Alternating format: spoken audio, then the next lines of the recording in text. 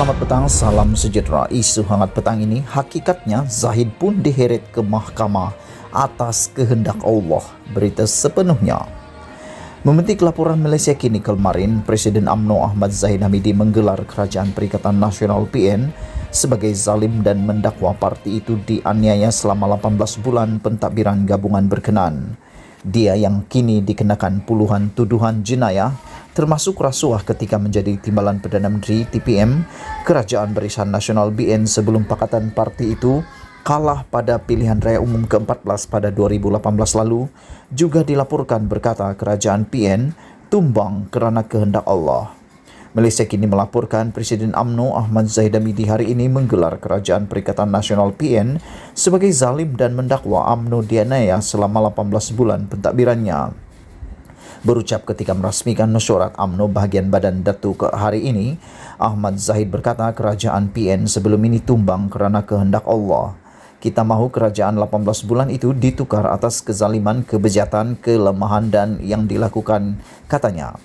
Ucapan itu disusuli petikan daripada ayat 26 surah Ali Imran yang bermaksud bahawa Allah merupakan pemilik segala kekuasaan dan memberikan kuasa kepada sesiapa yang dikehendakinya.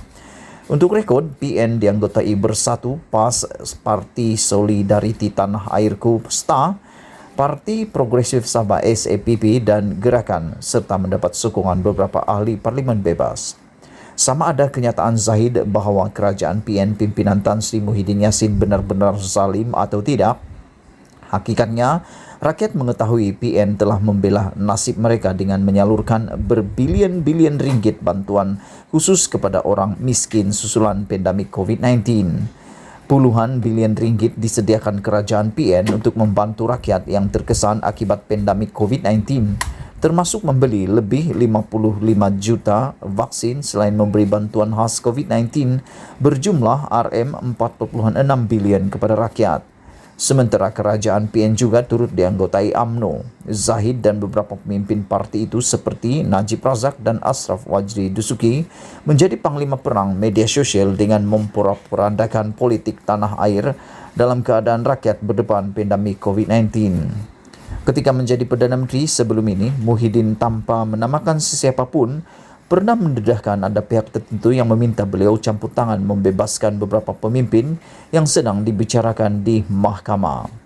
Walaupun tidak memaklumkan siapa yang dimaksudkan itu, rakyat faham bahawa individu terbabit adalah daripada kluster mahkamah yang antaranya termasuk Zahid dan Najib.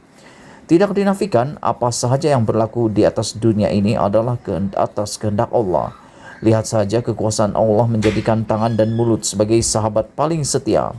Tangan membawa makanan ke mulut dan secara automatik mulut akan terbuka. Semuanya kehendak Allah.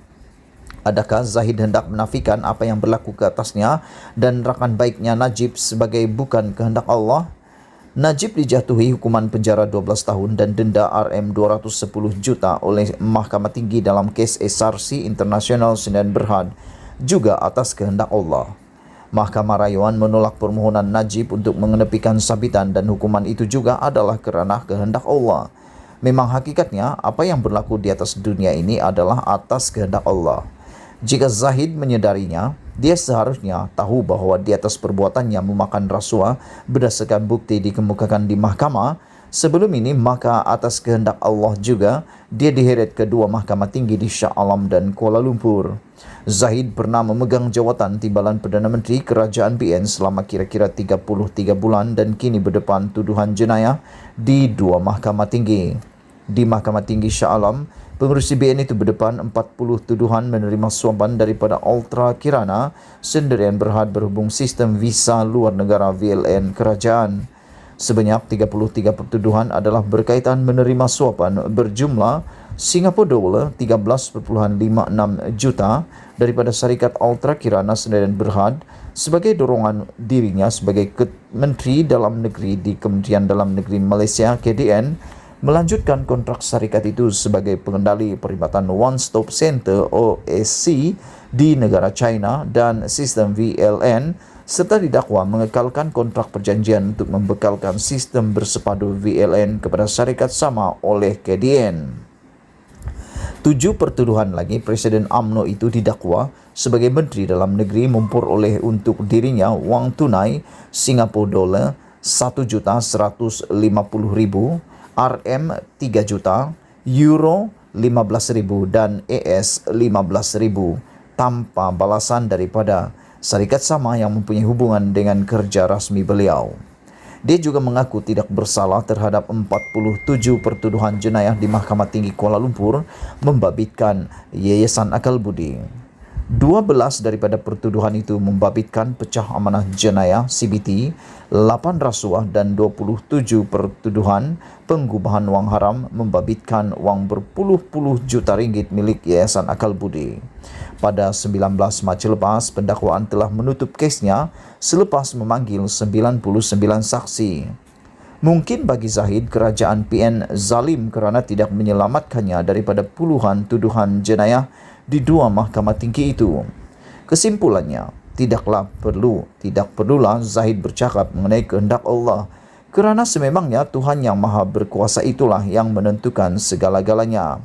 Atau sememangnya Zahid perlu memberi tazkirah kepada ahli UMNO sebahagiannya yang tidak tahu bahawa selama ini apa yang berlaku di atas dunia ini semuanya dengan kehendak Allah. Zahid juga patut memberitahu ahli UMNO bahagiannya bahawa tangannya lah yang akan menjawab di akhirat nanti sama ada dia mengambil rasuah atau tidak. Berita dipetik daripada Agenda Daily. Sekian isu hangat petang ini. Jangan lupa tinggalkan komen anda, tekan butang subscribe dan kita jumpa lagi. Bye-bye.